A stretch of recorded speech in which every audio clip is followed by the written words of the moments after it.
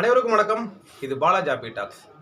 ஒரு காலத்தில் எல்லாருமே டிவியில் கிரிக்கெட் பார்க்கும் பொழுது சச்சின் அவுட் ஆன பிறகு டிவி ஆஃப் பண்ணிடுவாங்க. ஆனால் கொஞ்சம் வருஷம் கழித்து சச்சின் அவுட் ஆன பிறகும் யாருமே டிவி ஆஃப் பண்ணல. ஏன்னா அடுத்து தோனின்னு ஒரு பிளேயர் விளையாட வர போகிறாரு. அவர் பேட்டிங்கை பார்க்கறதுக்கு லட்சக்கணக்கான யங்ஸ்டர்ஸ் காத்துட்ருக்காங்க. அவருக்காக உயிரே கொடுக்கவும் காத்துட்ருக்காங்க. ஆஃப் பண்ண டிவியை ஆன் பண்ண வச்சவருங்க தோனி. ஆமாம், உண்மையாகவே சச்சின் அவுட் ஆனால் கடுப்பாயிட்டு டிவி ஆஃப் பண்ணிடுவாங்க. அதற்கு பிறகு டிவி ஓட வச்சவர்னா டோனி தான். கண்டினியூவாக ஒரு மிகப்பெரிய ஜாம்பவான் பிளேயருங்க என் மகேந்திர சிங் தோனி. ஜென்ரலாக நீங்கள் எல்லாருமே சொல்லிட்டு இருந்தீங்க, பொதுவாகவே ஒரு கிரிக்கெட்டில் பேட்ஸ்மேன் அவுட் ஆகி பெவிலியன் போகிறப்ப அந்த டீமோட ஆடியன்ஸு ஃபேன்ஸ் எல்லாருமே ரொம்ப சோகமாக இருப்பாங்க, ஃபீலிங்கோட இருப்பாங்க. ஐயோ பேட்ஸ்மேன் அவுட் ஆகிட்டாரு, பெவிலியனுக்கு போகிறாரு திரும்பி அப்படின்னு. ஆனால் இந்த சிஎஸ்கே மேட்ச் வந்தால் போதுங்க, ஒரு பேட்ஸ்மேன் அவுட் ஆகிட்டு பெவிலியனு போகிறப்ப அப்போ தான் ஃபேன்ஸு செம்ம ஜாலியாக இருக்காங்க, ஹாப்பியாக இருக்காங்க. ஸ்டேடியமே சும்மா அனல் பறக்குது. ஏன்னு பார்த்தா நெக்ஸ்ட்டு தோனி என்ட்ரு ஆகிறாருங்க கிரவுண்டுக்குள்ளே. ஒரு பேட்ஸ்மேன் அவுட் ஆகிட்டு போகிறாரு, அதையும் கொண்டாடுறாங்க தோனி உள்ளே வருவார்னு. ஒரு 6 அடித்தா போதும், 4 அடித்தா போதும், தலை தரிசனம் அப்படி சொல்லி வாட்ஸ்அப்பில் ஸ்டேட்டஸ் போடுவாங்க, இன்ஸ்டாகிராமில் ரீல்ஸை போட்டு லைக் அள்ளுங்க. ஒரு 6-4க்கு போதும், எங்களுக்கு மேட்ச் ஜெயிக்கிறதுலாம் அடுத்த விஷயம், தலையை பார்த்தா போதும். 1800 கிலோமீட்டர் தாண்டி வராங்க அப்படின்னு சொல்லி ஒரு பதாகையை வச்சு ஒரு சின்ன பையன் நிற்கிறான். என்ன ஒரு அதிசயம்! ஒரு ஒரு கிரிக்கெட் பிளேயரை பார்க்குறதுக்கு இந்த அளவுக்கு மக்கள் இவ்வளோ ஆர்வமாக இருக்காங்க. ஆனால் இப்போ ஏற்பட்ட மிகப்பெரிய ஜாம்பவான் கிரிக்கெட் பிளேயர் ஆகிய தோனியோட கிரிக்கெட் வாழ்க்கை முடிவுக்கு வரப்போகுதுன்னு பல பேர் பேசிகிட்டு இருக்காங்க. உண்மையாகவே முடிவுக்கு வரப்போகுதா? அதே சமயத்தில் தோனியை பற்றியும் சில சுவாரஸ்யமான விஷயங்களையும் இந்த வீடியோவில் நம்ம டீட்டெயிலாகவும் ஷார்ட்டாகவும் சில விஷயங்கள் பார்க்கலாம். வாங்க வீடியோக்குள்ளே போகிறதுக்கு முன்னாடி நம்ம சேனலை சப்ஸ்கிரைப் பண்ணுங்கள் அண்ட் வீடியோவை ஸ்கிப் பண்ணாமல் பாருங்கள் ஃப்ரெண்ட்ஸ், ஓகேவா? ஃபர்ஸ்ட் ஆஃப் ஆல் பார்த்தீங்க அப்படின்னா தோனி ஒரு ஒரு மிகப்பெரிய சாம்ராஜ்யங்க, ஒரு மிகப்பெரிய சாம்ராஜ்யம். இப்போதைக்கு அவர் ரிட்டையர் ஆக போகிறாரு அப்படின்னு எல்லாருமே பேசிகிட்டு இருக்காங்க. அவருடைய ஃபேன்ஸ் பேசிகிட்டு இருக்காங்க, கிரிக்கெட் ஃபேன்ஸ் பேசிகிட்டு இருக்காங்க, ஏன் கிரிக்கெட் ஜாம்பவான்களே பேசிகிட்டு இருக்காங்க. எல்லா நாட்டிலையுமே அந்த அளவுக்கு பேசிகிட்டு இருக்காங்க. ஆனால் இவங்களுக்கு எல்லாருமே ஃபுல் ஸ்டாப் வைக்கிற மாதிரி, இவங்களுக்கு மறுப்பு தெரிவிக்கிற மாதிரி சிஎஸ்கே மேனேஜ்மெண்ட் ஒரு விஷயம் சொல்லியிருக்காங்க. நீங்களே கருப்பனே ஏதோ பேசாதீங்கப்பா, தோனி அவர் வாயால் சொன்னாரா ரிட்டையர் ஆக போகிறேன்னு அப்படின்னு ஒரு ஹாப்பியான நியூஸ் சொல்லியிருக்காங்க. சிஎஸ்கே மேனேஜ்மெண்ட் என்ன சொல்லியிருக்காங்கன்னா, இப்போதைக்கு என்ன சொல்லியிருக்காங்க அப்படின்னா, நாங்கள் மேட்ச் முடிஞ்ச பிறகு, லாஸ்ட்டாக நடந்த மேட்ச் முடிஞ்ச பிறகு நாங்கள் டேரெக்டாக டோனிக்கிட்டே போய் கேட்டோம். ஃபேன்ஸ் எல்லாம் சொல்லிட்டு இருக்காங்க நீங்கள் ரிட்டையர் ஆக போகிறாங்கன்னு. நீங்கள் என்ன நினைக்கிறீங்க? உண்மையாகவே ரிட்டையர் ஆக போகிறீங்களா, இல்லை நெக்ஸ்ட் இயர் விளையாடுற மைண்ட் செட் இருக்கா அப்படின்னு சிஎஸ்கே மேனேஜ்மெண்ட்டு கேட்குறாங்க. அதற்கு தோனி அவர்கள் என்ன பதில் சொல்லியிருந்தார் அப்படின்னா, 2 மாதம் கழித்து நான் அதுக்கு ஆன்சர் பண்ணுறேன் அப்படின்னு அவர் சொல்லியிருந்தார். உடனே சிஎஸ்கே மேனேஜ்மெண்ட்டு ரொம்ப ரொம்ப ஹாப்பியாக இருந்தாங்க இதை கேட்டுட்டு. ஆகா, தோனி மறுபடியும் கன்ஃபார்மாக விளையாடுவார்.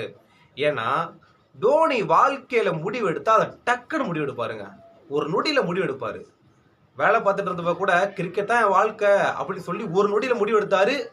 கிரிக்கெட்டோட வந்தார், ஜெயிச்சார், மிகப்பெரிய ஆளாக மாறினார். எது முடிவு எடுத்தாலும் ஒரு செகண்ட்லேயே முடிவு எடுப்பார். அவர் நாங்கள் ரிட்டையர் ஆகிறோமா அப்படின்னு கேட்டதுக்கு 2 மாதம் கழித்து நான் பதில் சொல்கிறேன் அப்படின்னா கன்ஃபார்மாக அவருக்கு விளையாடணும் அப்படிங்கிற ஆசை இருக்குது. ஃபேன்ஸுக்காக கன்ஃபார்மாக விளையாடுவார். சிஎஸ்கே டீமை விட்டு அவர் போகிறதுக்கு மனசே இல்லை அப்படின்னு சிஎஸ்கே மேனேஜ்மெண்ட் வெளிப்படையாக ஒரு விஷயம் சொல்லியிருந்தாங்க. கன்ஃபார்மாக அவர் விளையாடுறதுக்கான சான்சஸ் இருக்குது அப்படின்னு ஓப்பனாக சொல்லியிருந்தாங்க. அதனால் ஃபேன்ஸ் எல்லாமே நீங்கள் அவர் ரிட்டையர் ஆக போகிறாருன்னு சொல்லி ஒரு வதந்தியை வரப்பி இது பண்ண வேண்டாம். கன்ஃபார்மாக டெஃபினெட்லி நாட், அவர் விளையாடுவார், சந்தேகமே இல்லை அப்படின்னு சிஎஸ்கே மேனேஜ்மெண்ட்டு சில விஷயங்கள் எல்லாமே ஹாப்பியாக சொல்லியிருக்காங்க. அதுவும் இன்னும் சில விஷயங்கள் என்ன சொல்லியிருக்காங்க அப்படின்னா, நெக்ஸ்ட் இயர் அவர் விளையாடும் போது அவர் இம்பேக்ட் பிளேயராக தான் நாங்கள் கொண்டு வருவோம். ஏன்னா அவருக்கு காலில் நிறைய காயங்கள் ஏற்பட்டிருக்கு, அதனால் இம்பேக்ட் பிளேயராக கொண்டு வருவோம்.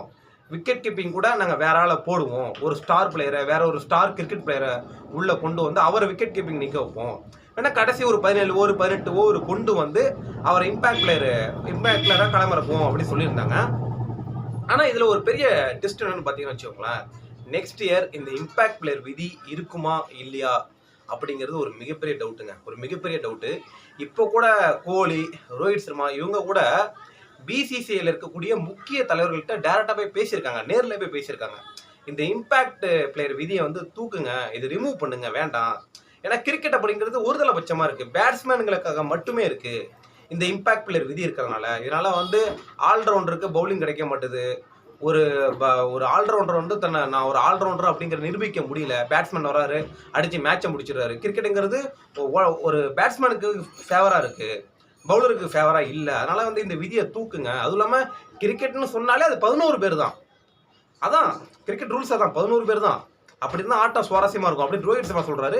முக்கிய தலைவர்கள்ட்ட ஜெய்சாட்ட கூட பேசியிருக்காங்க இந்த விதியை தூக்கிடுங்க அப்படின்னு சொல்லி. ஆனால் அவங்க என்ன பதில் தெரிவிக்கிறாங்க அப்படின்னா, எக்ஸ்ட்ரா ஒரு இந்தியன் பிளேயருக்கு சான்ஸ் கிடைக்குன்னு சொல்லியிருக்காங்க. ஆனால் இவங்க மாதிரி ஒரு பெரிய பெரிய பிளேயர் சொல்கிறதெல்லாம் கேட்டு, கோலி சொல்கிறது கேட்டு, நெக்ஸ்ட் இயர் இதை ரிமூவ் பண்ணுறதுக்கான சான்ஸ் இருக்குது அப்படின்னு சொல்லியிருக்காங்க. அப்படி இம்பேக்ட் பிளேயர் விதியை வந்து தூக்கிட்டா டோனி விளையாடுறது ரொம்ப ரொம்ப கஷ்டங்க, ரொம்ப ரொம்ப கஷ்டம். ஏன்பா இம்பேக்ட் பிளேயர் விதியை தூக்கிட்டா அவர் ஃபுல் டைமாக விக்கெட் கீப்பிங் பண்ண முடியாதா அப்படின்னா கொஞ்சம் கஷ்டம் அப்படின்னு தான் சொல்லலாம். ஏன்னா அவருக்கு என்ன ப்ராப்ளம் அப்படின்னா, முழங்காலில் நிறைய காயங்கள் ஏற்பட்டிருக்கு. அந்த தசைநார் பகுதியில் பார்த்தீங்கன்னா நிறைய வலி ஏற்பட்டிருக்கு. அந்த தசைநார்கள்லாம் கொஞ்சம் பிரிஞ்சிருக்கு. ஸோ பொதுவாகவே ஒரு எலும்பில் வந்து ஒரு திரவம் வந்து சுரந்துக்கிட்டே இருக்கும், அதான் எலும்புக்கு ஸ்ட்ராங்கை கொடுக்கும். அந்த திரவம்லாம் தோனியோட காலில் கொஞ்சம் குறையுது அப்படின்னு சொல்லியிருக்காங்க. வயசாக ஆக குறையும். அது இல்லாமல் ஸ்போர்ட்ஸ் மேனாக இருந்தால் ரன்னிங் ஓட ஓட ஓட ஓட அந்த எலும்பு தேய்மானம் ஏற்படும். டோனிக்கு அந்த இடது காலில், அந்த முழங்காலில் அந்த கிணீன்னு சொல்லுவாங்களே அந்த இடத்துல ஒரு பெரிய காயம் ஏற்பட்டிருக்கு. ஏற்கனவே மும்பையில் சர்ஜரி வந்து பண்ணார். ரிசர்வ் பண்ணிட்டும் ஆக்சிடென்ட் ஆனப்போ அதே ஹாஸ்பிட்டலாம் சேர்ந்தார். டோனி அதே ஹாஸ்பிட்டலாம் சேர்ந்துருந்தார். அந்த டைமில் கூட அவர் சர்ஜரி பண்ணார். இப்போ மறுபடியும் அங்கங்கே ரன்னிங் ஒன்றதுனால மறுபடியும் அந்த தசைநார் பகுதியில் ஒரு கிளியல் ஏற்பட்டிருக்கு, வலி ஏற்பட்டிருக்குன்னு சொல்லி லண்டன் போயிருக்காரு தோனி. அங்கே உள்ள டாக்டர்லாம் என்ன சொல்லியிருக்காங்க அப்படின்னா, கன்ஃபார்மாக சர்ஜரி நீங்கள் பண்ணி தான் ஆகணும். சர்ஜரி பண்ணி முடித்த பிறகு ஒரு 6 மாதம் டெஃபினெட்லி நீங்கள் ரெஸ்ட் எடுத்தே ஆகணும். காலுக்கு எந்த விதமான அசைவும் நீங்கள் கொடுக்கக்கூடாது, பெயினும் கொடுக்கக்கூடாது. அப்படின்னு தான் ரொம்ப கஷ்டம் அப்படின்னு சொன்னாங்க. ஒரு 6 மாதம் அவர் வீட்டிலே இருந்தார் அப்படின்னா எப்படி ப்ராக்டிஸ் பண்ணுவார், எப்படி சிஎஸ்கே டீமுக்கு விளையாட வருவார் அப்படிங்கிற டவுட்டெல்லாம் வந்து பயங்கரமாக இருக்குது. அதனால் இவர் விளையாட மாட்டாரோ அப்படிங்கிற மாதிரி இருக்குது.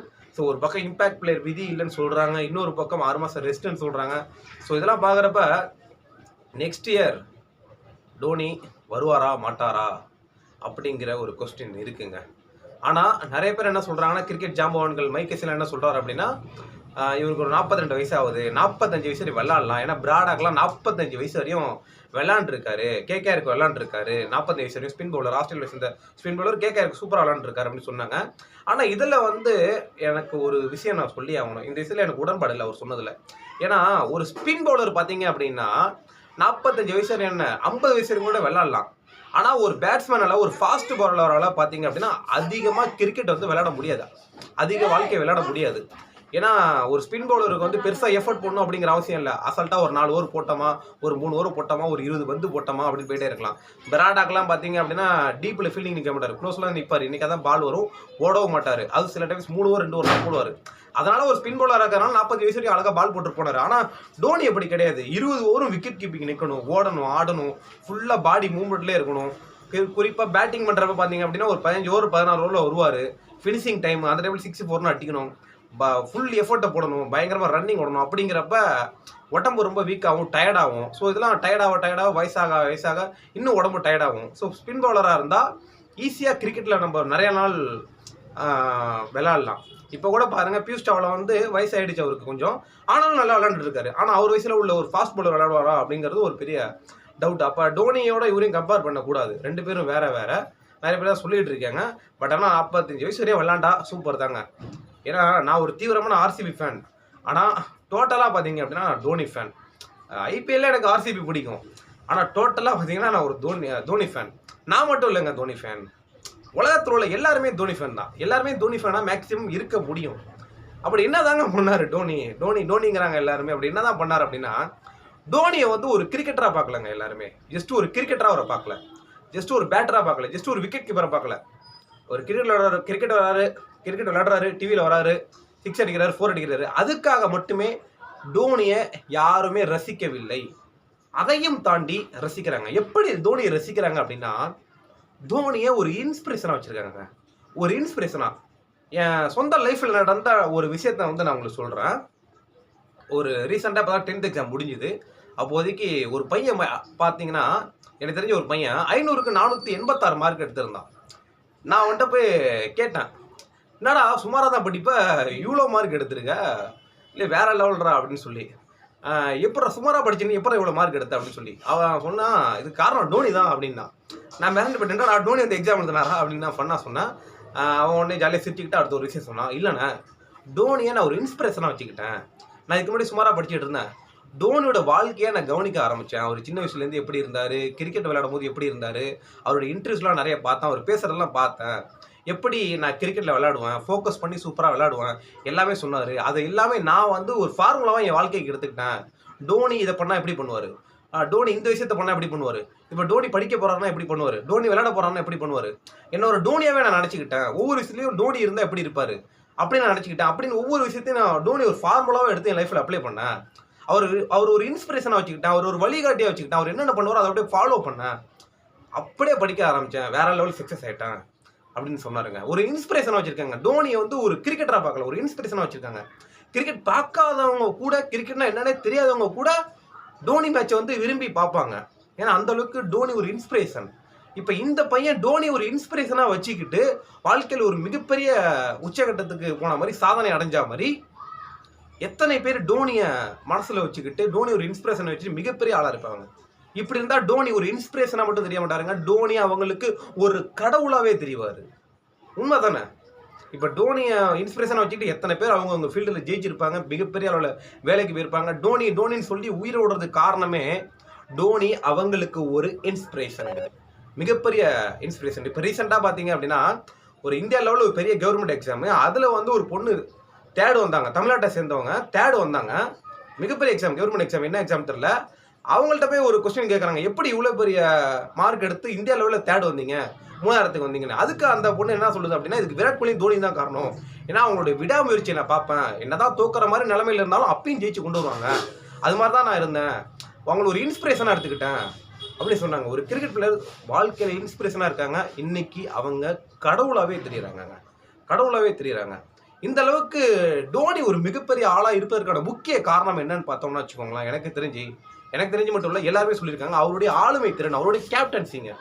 ஒரு செம்மையான சூப்பர்பான கேப்டன்சி, ஒரு ஆளுமை திறன். கிரிக்கெட்டில் மட்டும் இல்லைங்க, எல்லா ஃபீல்டில் விட்டாலும் டோனி வந்து அந்த ஒரு ஆளுமை திறனை கொண்டு வருவார். இப்போ எக்ஸாம்பிள் ஒரு விஷயம் சொன்ன போனால், 2007 T20 வேர்ல்டு கப்பு சவுத் ஆஃப்ரிக்காவில் நடக்குது. அப்போதைக்கு பிசிசி வந்து டோனிகிட்ட சொல்கிறாங்க, டோனியோட டேலண்ட்டை பார்த்துட்டு, நான் வந்து உனக்கு ஃபுல் ஃப்ரீடம் தரேன், உன்னால் முடிஞ்ச அளவுக்கு இல்லை, கன்ஃபார்மாக நீ இந்த கப்பை T20 வேர்ல்டு கப் ஜெயிச்சு கொடு, செலக்டர் நீ தான் செலக்டரு, பிளேயர்ஸ் எல்லாமே நீயே சூஸ் பண்ணு, நாங்கள் விஷயத்தில் குறுக்கிடவே மாட்டோம் அப்படி சொல்லி. டோனி தான் என்ன பண்ணுறாரு அப்படின்னா, எல்லா பிளேயரையும் சூஸ் பண்ணி முடிச்ச பிறகு ஸ்குவாடை கிரியேட் பண்ணிட்டாரு, அறிவிக்கிறாரு. ஃபுல் அண்ட் ஃபுல் பார்த்தா ஸ்குவாடில் யங்ஸ்டராக இருக்காங்க, இளம் வீரர்களாக இருக்காங்க, அனுபவம் இல்லாத இளம் கிரிக்கெட் வீரர்கள். இதெல்லாம் பார்த்துட்டு எல்லாருமே ஃபேன்ஸு, பிசிசிஐ, ஏன் ஆஸ்திரேலியாவில் உள்ள மிகப்பெரிய கிரிக்கெட் ஜாம்பவான்களும் டென்ஷன் ஆகிட்டாங்க. என்னடா சீனியர் பிளேயரே இல்லாமல் என்னடா நீங்கள் டீம் எடுத்து வச்சுருக்கீங்க, சச்சின் இல்லை, சேவாக் இல்லை, டிராவிட் இல்லை அப்படின்னு. டோனி சைலண்டாக இருந்தார். சார் இந்த யங்ஸ்டர்ஸ் பிளேயர்ஸை வச்சு என்னால் ஜெயிக்க முடியும் சார் அப்படின்னு சொன்னாருங்க. டோனி நம்பினார். உடனடியாக அதே மாதிரி ஆஸ்திரேலியாவே பீட் பண்ணி பாகிஸ்தானோட ஃபைனலில் மோதி T20 வேர்ல்டு கப்பை டோனி ஜெயிச்சு கொடுப்பாருங்க. ஆஸ்திரேலியாவும் பார்த்தா செம்ம ஃபார்மில் இருப்பாங்க. பிரெட்லி இருப்பார், ஜான்சன் இருப்பார், ஒரு பக்கம் ஐடன் பார்த்தா செம்ம அடி அடிப்பார், கிளார்க்கு பார்த்தா அந்த அடி அடிப்பார், சரி அடி அடிப்பார். இந்த மாதிரி ஒரு ஆஸ்திரேலியா டீமை செமிஃபைனலில் பீட் பண்ணி பாகிஸ்தானோட மோதி ஜெயிச்சிருவாங்க. அதுக்கு பிறகு டோனியோட கேப்டன்சியை உலகமே புகழ்ந்து பேசுது. இந்த பிளேயரை வச்செல்லாம் எங்கே ஜெயிக்க போகிறாங்க அப்படின்னு சொன்னாங்க. அதற்கு பிறகு மிரண்டு போயிட்டாங்க.